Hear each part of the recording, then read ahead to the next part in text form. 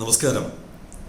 Sailing കമന്ററിയുടെ editorial policy ഇടയ്ക്കിടയ്ക്ക് പ്രേക്ഷകരെ അറിയിക്കുവാൻ അവസരം നൽകുന്ന പ്രേക്ഷകരോടുള്ള നന്ദിയോടെ ഇന്നത്തെ സെയിലിംഗ് കമന്ററി നമുക്ക് ആരംഭിക്കാം.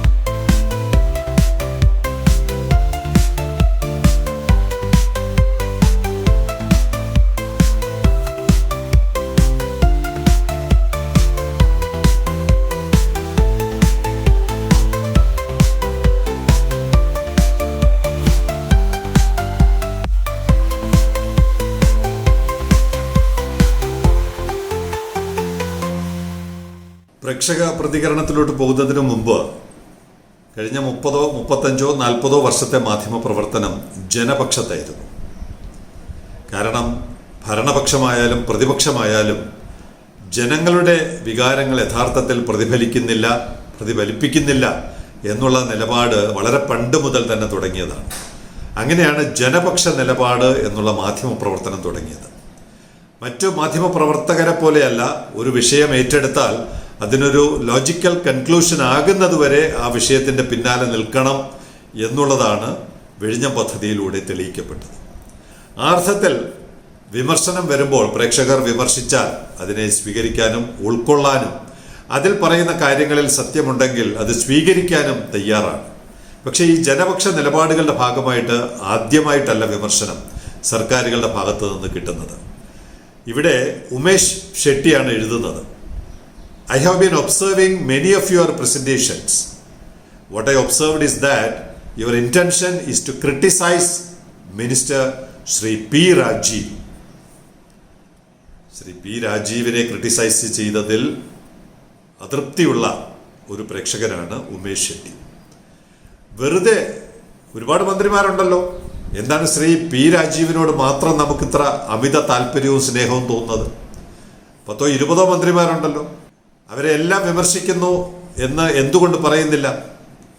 ശ്രീ പി രാജീവ് പ്രധാനപ്പെട്ട ഒരു കഥാപാത്രമാണ് കേരളത്തിൻ്റെ വികസനത്തെ സംബന്ധിച്ചിടത്തോളം. ഓർമ്മയുണ്ടാവുമോ ശ്രീ ഉമേഷ് ഷെട്ടിക്ക് 10, 12 വർഷങ്ങൾക്ക് മുമ്പ്? ഇന്ന് ശ്രീ പി രാജീവ് വിഴിഞ്ഞം പദ്ധതി പറയുന്നത് എന്താണ്? കേരളത്തിൻ്റെ വികസനം ഇനി മുന്നോട്ട് കൊണ്ടുപോകാൻ പോകുന്നത് തിരുവനന്തപുരത്തെ ഈ പോർട്ട് പദ്ധതിയാണ്. 12 വർഷം മുമ്പ് അദ്ദേഹത്തിൻ്റെ നിലപാട് എന്തായിരുന്നു എന്നറിയാമോ? ഈ പദ്ധതി കേരളത്തിന് ദോഷമാണ്, തമിഴ്നാടിന് നേട്ടവും കേരളത്തിന് ദോഷവും, കൊച്ചിക്ക് ദോഷവും എന്നുള്ള രീതിയിൽ വളരെ ഓപ്പണായിട്ട് വിഴിഞ്ഞം പദ്ധതിക്കെതിരെ നിലപാടെടുത്ത ഒരു വ്യക്തിയാണ്. അന്ന് മന്ത്രിയല്ല അദ്ദേഹം, പക്ഷെ പൊതുപ്രവർത്തകനാണ്. അങ്ങനെ കേരളത്തിൽ ഇല്ല. ആദ്യത്തെ സംഭവമാണ്. ഒരു ജില്ലയിൽ വരുന്ന ഒരു പ്രൊജക്ടിനെതിരെ, കോഴിക്കോട് വരുന്ന ഒരു പ്രൊജക്ടിനെതിരെ തിരുവനന്തപുരത്തിരിക്കുന്നവർ എതിർക്കാറില്ല, ഓപ്പണായിട്ട് രംഗത്ത് വരാറില്ല. ഇവിടെ പോസ്റ്റർ ഒട്ടിച്ചാണ് വിഴിഞ്ഞം പദ്ധതിയെ തകർക്കുവാൻ ശ്രീ രാജീവ് നേതൃത്വം നൽകിയത്. അങ്ങനെയുള്ള രാജീവ് അദ്ദേഹത്തിൻ്റെ നിലപാടിൽ ഇപ്പോഴും മാറ്റം വരുത്തിയിട്ടില്ല എന്ന നിരവധി ഉദാഹരണങ്ങൾ ഉള്ളതുകൊണ്ടാണ് അദ്ദേഹത്തെ ഇപ്പോഴും വിമർശിക്കുന്നത്. അങ്ങനെ വിമർശിക്കുന്നത് എന്തിൻ്റെ അടിസ്ഥാനത്തിലാണ്? സെയിലിംഗ് കമന്ററിയുടെ ജനപക്ഷ നിലപാടിൻ്റെ അടിസ്ഥാനത്തിലാണ്. ആ നിലപാടിൽ ഒരു മാറ്റവും വരുത്തിയിട്ടില്ല. ഇപ്പോഴും എന്താണ് അദ്ദേഹം ചെയ്തുകൊണ്ടിരിക്കുന്നത്? ഇവിടെ വരേണ്ട ലോജിസ്റ്റിക് രംഗത്ത് ഇന്ത്യയിൽ ഏറ്റവും വലിയ പ്രൊജക്റ്റ് ആണെന്ന് ലോകം മുഴുവൻ അംഗീകരിച്ചിരിക്കുന്നു. MSC എന്ന് പറയുന്ന കപ്പൽ കമ്പനി അവരുടെ സർവീസ് യൂറോപ്പ് വിട്ടാൽ തിരുവനന്തപുരത്താണ് വരുന്നത്. അങ്ങനെയുള്ള പ്രധാനപ്പെട്ട 2 സർവീസ് വരുമ്പോൾ ലോജിസ്റ്റിക് രംഗത്ത് തിരുവനന്തപുരം, ട്രിവാൻഡ്രം ഇനി എന്താണ് എന്ന് പ്രത്യേകിച്ച് ആരും പറയേണ്ട കാര്യമില്ല. പക്ഷേ ശ്രീ രാജീവ് എന്ന് പറയുന്ന മന്ത്രിക്ക് അത് മനസ്സിലാകുന്നില്ല. ഇവിടെ വരേണ്ട പദ്ധതികൾ അദ്ദേഹം ഒരു മന്ത്രി എന്നുള്ള നിലയ്ക്ക്, പ്രത്യേകിച്ച് വ്യവസായ മന്ത്രി എന്നുള്ള നിലയ്ക്ക് നൽകാവുന്ന ആനുകൂല്യങ്ങളൊക്കെ കാണിച്ചുകൊണ്ട് ഇവിടെ വരാവുന്ന കമ്പനികളെ അദ്ദേഹത്തിൻ്റെ മണ്ഡലത്തിലോട്ടും അദ്ദേഹത്തിൻ്റെ ജില്ലയിലോട്ടും കൂട്ടിക്കൊണ്ടു പോകുമ്പോൾ ഞങ്ങൾ നിശബ്ദരായിരിക്കണം, വിമർശിക്കരുത് എന്ന് പറയുവാൻ ഞങ്ങൾ പാർട്ടി അടിമകളല്ല, ഗവൺമെൻറ്റിൻ്റെ ഗുളിക പ്രയോഗകരുമല്ല. ഇത് നാടിന് വേണ്ടിയാണ് നിലപാടെടുക്കുന്നത്, തലസ്ഥാന ജില്ലയ്ക്ക് വേണ്ടിയാണ് നിലപാടെടുക്കുന്നത്. തലസ്ഥാനം എന്ന് പറയുന്നത് കേരളത്തിൻ്റെ മുഴുവൻ സ്വത്താണ്, ആരുടെയും സ്വകാര്യ സ്വത്തല്ല. അപ്പോൾ ഇവിടെ വരേണ്ട പദ്ധതികൾ ഇവിടെ തന്നെയാണ് വരേണ്ടത്. ഇവിടെ വന്നു കഴിഞ്ഞിട്ട് ഇവിടെ സ്ഥലമില്ലാതെ വരുന്നു, ഇവിടെ അസൗകര്യമാകുന്നു, തീർച്ചയായിട്ടും മറ്റു ജില്ലകളിലോട്ടും മറ്റ് സംസ്ഥാനങ്ങളിലോട്ടും കൊണ്ടുപോകാം. ആദ്യത്തെ പരിഗണന ഈ ജില്ലയ്ക്ക് തരാതെ ഇപ്പോഴും ഇവിടെ നിന്ന് പദ്ധതികൾ കൊണ്ടുപോകുമ്പോൾ നിശബ്ദരായിരിക്കുവാൻ ഞാൻ ആദ്യം മറുപടി പറഞ്ഞു കഴിഞ്ഞു. ശ്രീ ഉന്മേഷിൻ്റെ ഒരു വാക്ക് നിർത്തിയാണ് നേരത്തെ മറുപടി പറഞ്ഞത്. Your intention is to criticise minister Shri P Rajeev and Kerala government. Kerala ഗവൺമെൻറ്റിനെ വിമർശിക്കുന്നതിൽ അദ്ദേഹത്തിന് വലിയ അസഹിഷ്ണുതയാണ്. ഒരു കത്തെടുക്കാം, കേരള ഗവൺമെൻറ്റിനെ വിമർശിക്കണമോ വേണ്ടയോ എന്ന് നിങ്ങൾ തന്നെ തീരുമാനിക്കുക. 28 ജൂലൈ 2024 കത്തയച്ചിരിക്കുന്നത് ശ്രീ സർബാനന്ദ സോണോവാൾ, കേന്ദ്ര കപ്പൽ ഗതാഗത വകുപ്പ് മന്ത്രി. അദ്ദേഹം എഴുതുന്നു, ശ്രീ പിണറായി വിജയൻ ജി. കത്തിൻ്റെ മുഴുവൻ ഭാഗവും വായിക്കുന്നതിൽ ഏറ്റവും അവസാനത്തെ ഒരു സെൻറ്റൻസ് മാത്രം വായിക്കാം. I would request you to identify suitable locations for establishing shipbuilding and repair cluster in your state and share the details and designate an officer who can coordinate with our ministry to take it forward. 2024 July 28 കേന്ദ്രത്തിൽ നിന്ന് ഇങ്ങോട്ട് വന്ന ഒരു കത്ത്. അതിന് നാളിതുവരെയായിട്ട് ഒരു മറുപടി. ബൃഹത്തായ ഒരു പദ്ധതിയാണെന്ന് കൂടി മനസ്സിലാക്കണം. നമ്മുടെ തൊഴിലില്ലായ്മയും നമ്മുടെ കഷ്ടപ്പാടുകളും പരിഹരിക്കുവാൻ കഴിയുന്ന ഒരു പ്രൊജക്റ്റ് ആയിട്ട് കൂടി ഇവിടെ നിന്ന് ഒരു മറുപടി കൊടുത്തിട്ടില്ല. കൊടുത്തിട്ടുണ്ടെങ്കിൽ ആർക്ക് വേണമെങ്കിൽ ആ തെളിവ് ഇനി കാണിക്കാം, പുറത്തുവിടാം. എന്താണ് സാഹചര്യം? 2008 ഒരു പാർലമെന്റ് റിപ്പോർട്ട് നമുക്കെടുക്കാം. ഇത് 2024 സർക്കാരിൻ്റെ അനങ്ങാപ്പാറ നയമാണെങ്കിൽ 2008 പാർലമെന്റിൽ ഒരു ചോദ്യം വരുന്നു. 27/2/2008 question whether the government of Kerala has submitted any proposal to union government for setting up an international size shipyard at Poovar. 2008 പാർലമെന്റിൽ ചോദിച്ച ഒരു വിഷയത്തിന് 2024 ഒന്നുകിൽ വേണം അല്ലെങ്കിൽ വേണ്ട, ഇവിടെ ഒരു സാധ്യതയില്ല എന്ന് പറഞ്ഞ ചാപ്റ്റർ ക്ലോസ് ചെയ്യണം. അതാണ് വേണ്ടത്. തലസ്ഥാനമായതുകൊണ്ട് എല്ലാ പ്രോജക്റ്റുകളും ഇവിടെ നടപ്പാക്കണമെന്നുള്ള വാശിയൊന്നും നമുക്കില്ല. കോഴിക്കോട് നടപ്പാക്കാം, കൊച്ചിയിൽ നടപ്പാക്കാം, കണ്ണൂർ നടപ്പാക്കാം, കാസർഗോഡ് നടപ്പാക്കാം, എവിടെ വേണമെങ്കിലും ഒരു കപ്പൽശാല കൊണ്ടുവരാം യോഗ്യതയുണ്ടെങ്കിൽ. പക്ഷെ യോഗ്യത ഉണ്ടെന്ന് തെളിയിക്കപ്പെട്ടത് തിരുവനന്തപുരത്താണ്, തലസ്ഥാനത്താണ്. ഉത്തരം പാർലമെന്റിൽ പറഞ്ഞത് ഇങ്ങനെയാണ്. യെസ് സാർ, അന്നത്തെ മന്ത്രി മറുപടി പറഞ്ഞിരിക്കുന്നു. 2008 government of Kerala has submitted A proposal proposing Poovar in Thiruvananthapuram district on the Kerala-Tamil Nadu border as a possible location for setting up of international size shipyard on the west coast of India.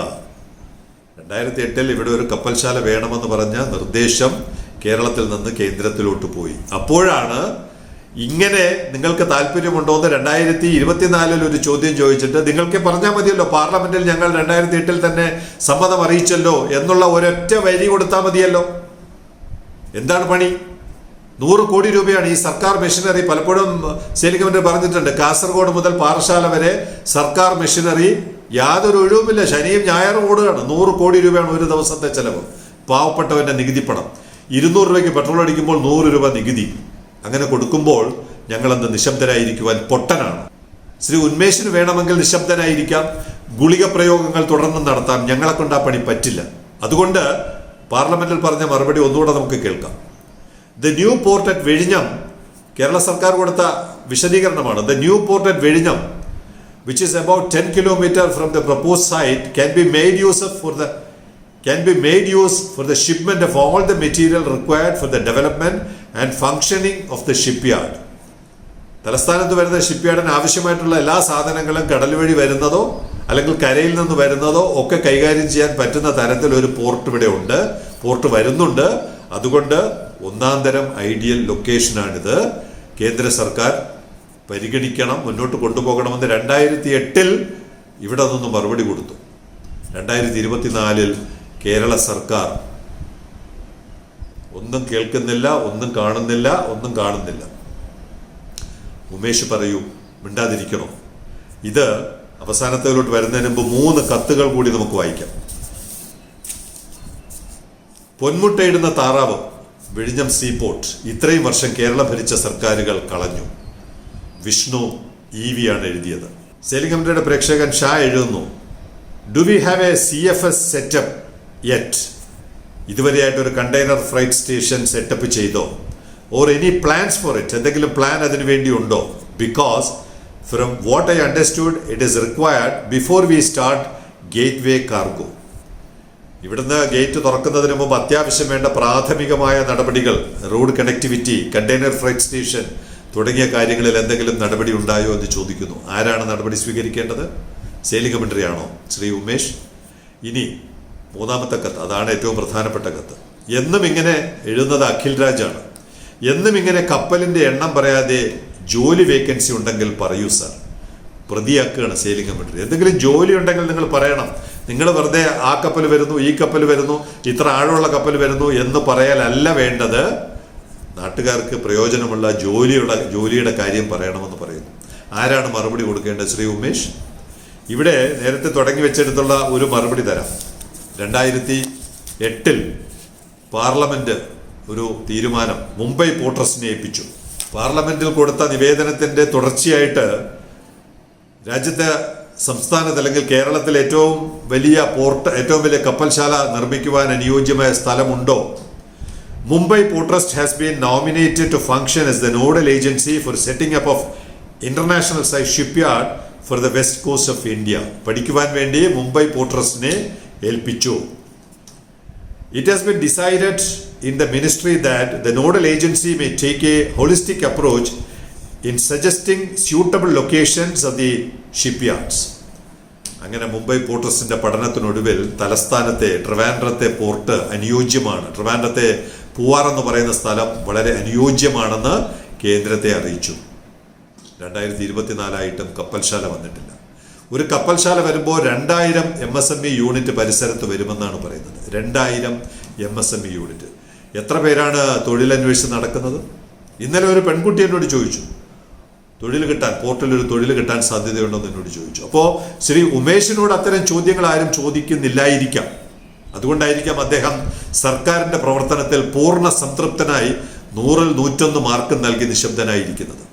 ഞങ്ങൾക്ക് അങ്ങനെ തോന്നുന്നില്ല. ഞങ്ങളെ സംബന്ധിച്ചിടത്തോളം തൊഴിലില്ലാത്ത ലക്ഷക്കണക്കിന് ജനങ്ങൾ അലയുന്നൊരു നാടാണ് കേരളം. എല്ലാവരും കേരളം വിട്ടുപോകുന്ന ഒരു അവസ്ഥയാണ്. അതുകൊണ്ട് ഈ നാട്ടിൽ എന്തെങ്കിലും സംഭവിക്കണമെങ്കിൽ ഇവിടെ കേന്ദ്രം ആവശ്യപ്പെട്ടിരിക്കുകയാണ്. ജൂലൈ മാസത്തിൽ ആവശ്യപ്പെട്ടു. ഒരു മറുപടി ഇതുവരെ കൊടുത്തിട്ടില്ല. കൊടുത്തിട്ടുണ്ടെങ്കിൽ സർക്കാരിന് പുറത്തുവിടാം. അങ്ങനെ നിശബ്ദമായിരിക്കുന്ന തലസ്ഥാനത്തായതുകൊണ്ട്, ഈ പദ്ധതി തലസ്ഥാനത്തായതുകൊണ്ട് മാത്രം നിശബ്ദമായിരിക്കുന്ന കേരള സർക്കാരിനെ തുടർന്നും അഭിനന്ദിക്കണം എന്ന് ശ്രീ ഉമേഷ് പറഞ്ഞാൽ ജനപക്ഷ നിലപാടിന്റെ അടിസ്ഥാനത്തിൽ അതിന് സാധ്യമല്ല എന്ന് മാത്രമാണ് സെയിലിംഗ് കമന്ററിക്ക് ഈ അവസരത്തിൽ പറയുവാനുള്ളത്.